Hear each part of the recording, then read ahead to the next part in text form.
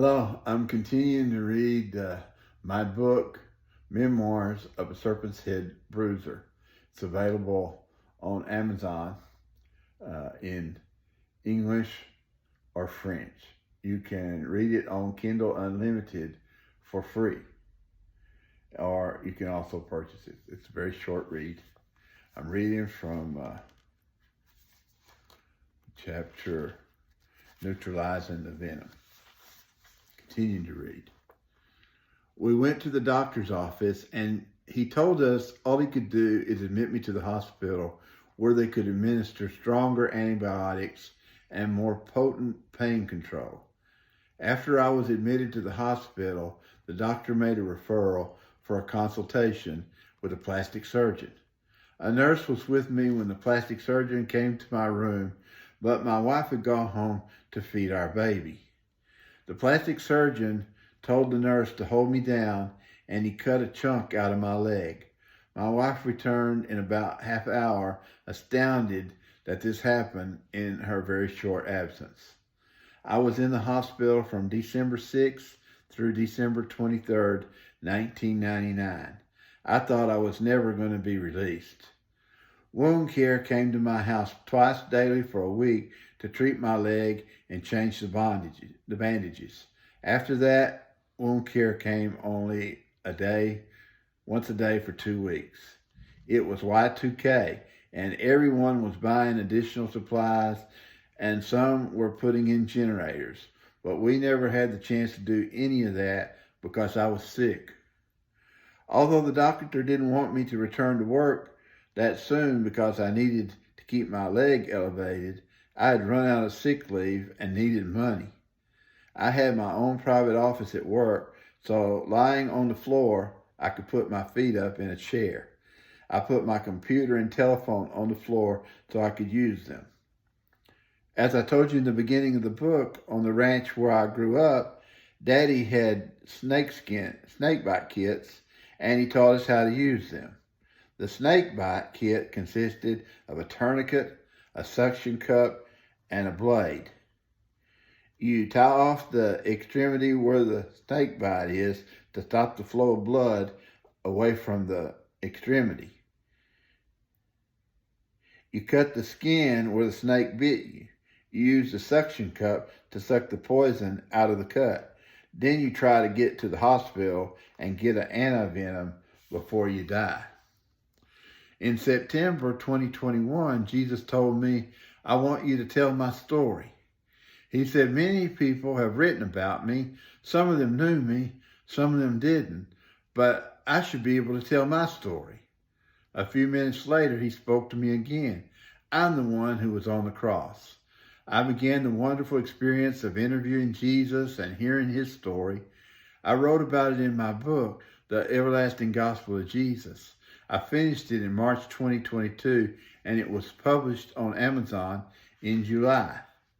The devil was mad about it and began fighting me in so many ways. My blood oxygen levels began going down in June, and he tried to kill me in July.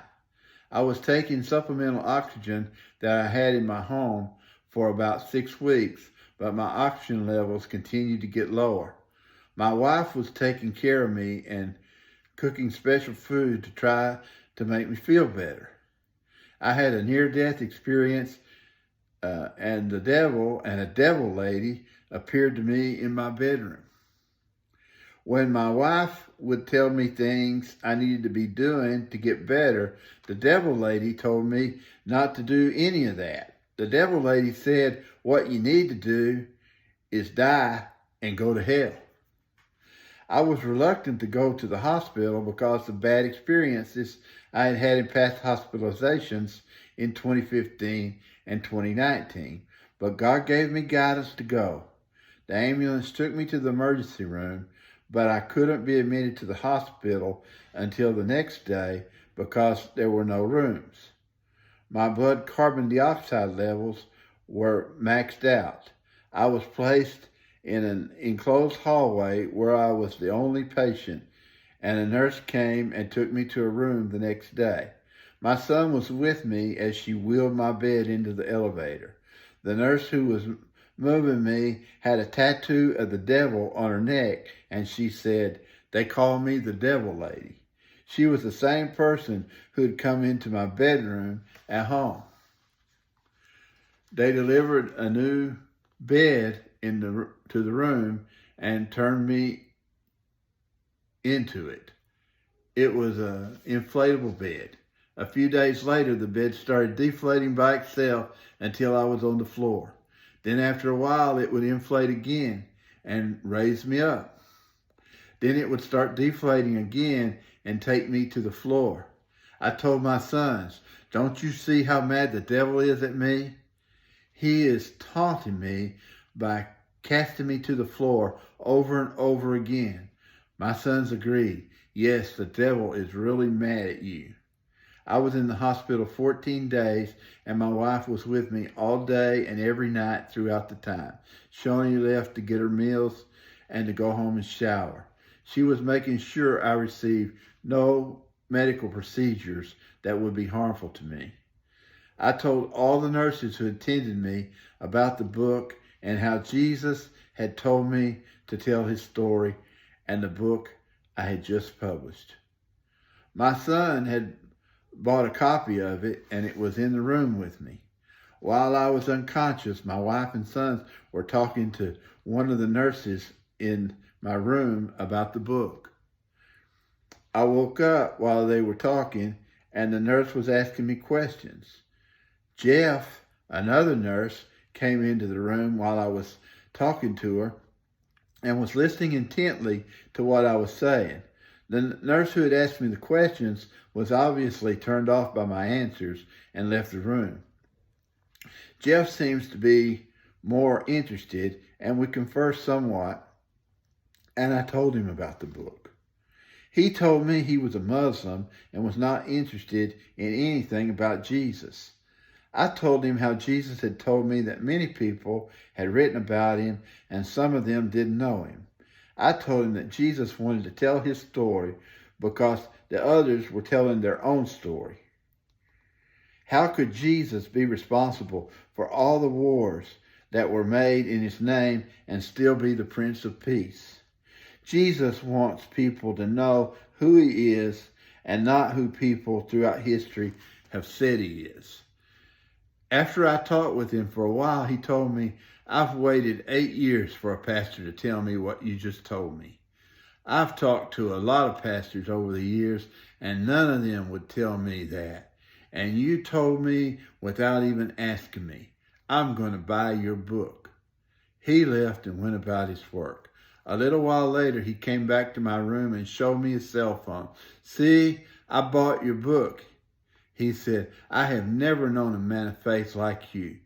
Here you are at what has to be the lowest point in your life, and you are telling me about God with assurance that I have to believe you. I don't know anyone who could do that." He said he became a Muslim because he was so fed up with the way Christian ministers were. But I had renewed in him his faith in Christ. My sons were not out in the waiting room. Later, they came to me and told me Jeff had approached them in the waiting room and told them what a great man their father was and how happy he was to have had the opportunity to have known me. There were so many other experiences with nurses at the hospital that God used me to minister to that they would probably fill a book. But I learned that the nurses on the floor were all talking about me. One nurse felt slighted because she had been with me for 2 shifts and I hadn't told her about the book. They later moved me to another building, and the nurse who transported me told me in front of the others who were with him and my son about the great impact my book was having with the nurses on the floor.